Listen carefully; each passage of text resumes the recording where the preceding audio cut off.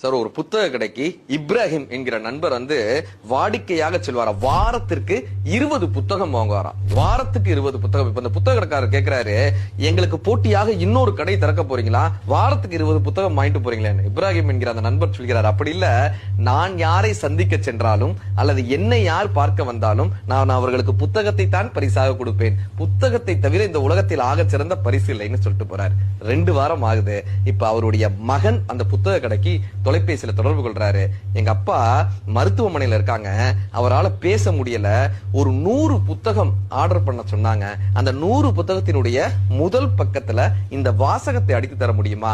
என்னால் உங்களோடு பேச முடியவில்லை, அதற்கு பதிலாக இந்த புத்தகம் உங்களோடு பேசும் என்கிற வாசகத்தை அடித்து கொடுங்க.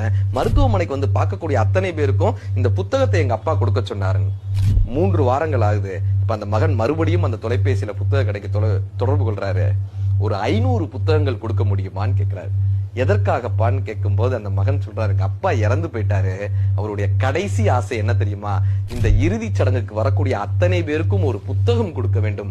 அந்த புத்தகத்தில் என்னால் இனி உங்களை பார்க்க முடியாது, என்னால் உங்களுக்கு வழிகாட்ட முடியாது, எனக்கு பதிலாக இந்த புத்தகம் உங்களை வழிகாட்டும் என்ற வாசகத்தோடு அந்த புத்தகத்தை எல்லோருக்கும் கொடுக்கறத சொல்லிதான் அவருடைய கடைசி ஆசைன்னு அந்த